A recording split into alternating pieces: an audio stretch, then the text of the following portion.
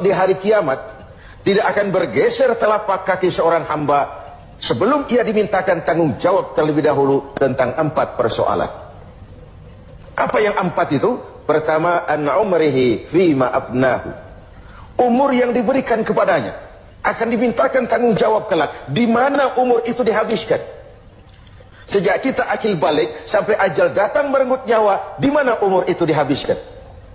Kita sering main-main, padahal waktu berjalan terus.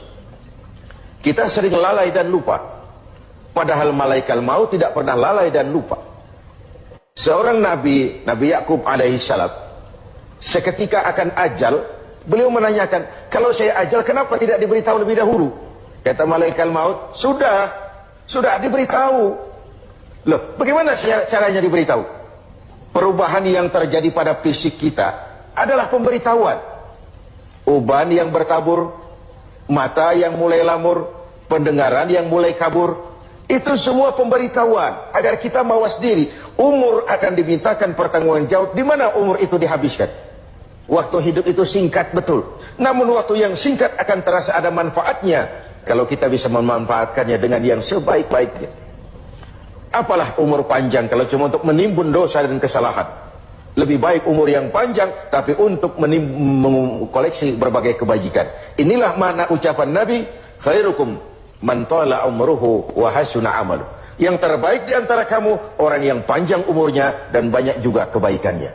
Umur ini yang sering kita berleha-leha menghabiskannya untuk sesuatu yang tidak punya nilai, kelak akan dimintakan tanggung jawab di hadapan Allah Azza wa Jalla. Lalu yang kedua, wa an syababihi fima ablahu. Masa muda, pernah diberikan umur muda, di mana dihabiskan umur muda itu? Hura-hura atau untuk sesuatu yang bermanfaat? Dahulu ada seorang selebritis lah kalau zaman kita sekarang, namanya Malik bin Dinar. Namanya saja sudah Malik bin Dinar, Raja bin Uam. Hidupnya jet set. Satu malam dia mengadakan pesta di rumah mewahnya. Datang seorang pengemis, bertanya kepada penjaga pintu, siapa yang punya rumah ini? Bos saya. Iya, Malik bin Dinar.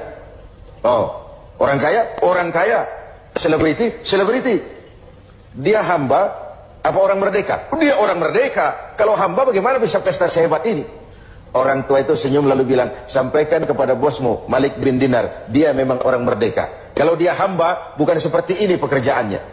Dia orang merdeka, dilarang tidak terlarang, dicegah pun tidak tercegah. Merdeka dia memperturutkan hawa nafsunya. Kalau dia hamba Allah, bukan begini pekerjaannya. Menghabiskan waktu untuk pesta, hura-hura, sesuatu yang tidak ada gunanya. Ini disampaikan kepada Malik bin Dinar, dia tercenung mendengar orang tua yang misterius itu. Malamnya dia bermimpi kiamat datang, dia akan masukkan ke dalam neraka. Karena itulah lalu dia bertobat dan kemudian menjadi ahli sufi yang terkenal, Malik bin Dinar.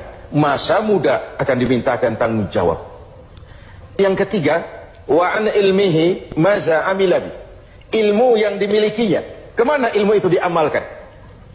Untuk mencerdaskan orang atau untuk membodohi orang yang memang sudah bodoh? Untuk membimbing umat atau menyesatkan orang lain? Agar hamba menjadi hamba Allah atau agar orang menghambakan dia? Ilmu akan dimintakan pertanggungan jawab. Yang terakhir, wa an malihi min aina iktasabahu wa fima anfaqahu. Kita akan dimintakan tanggung jawab tentang harta kita. Dari mana harta itu didapat dan kemana harta itu dibelanjakan. Perhatikan yang terakhir ini.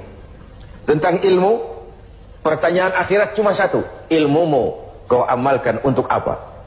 Tentang umur, pertanyaan akhirat pun satu. Umurmu kau habiskan di mana? Tentang masa muda, pertanyaan akhirat juga satu. Masa mudamu kau gunakan buat apa? Tapi khusus tentang harta, pengadilan akhirat bertanya dua. Hartamu kau dapat dari mana dan kau belanjakan kemana? Dari mananya dan kemananya? Kadang didapat dari cara yang benar, tapi dibelanjakan untuk yang tidak benar. Atau bisa juga didapat dari cara yang tidak benar, dibelanjakan kepada jalan yang benar. Itu pun tidak mungkin kedua-duanya. Semoga kita menjadi orang yang bisa mempertanggungjawabkan baik umur, masa muda, ilmu pengetahuan, dan harta yang dititipkan Allah kepada kita. Besok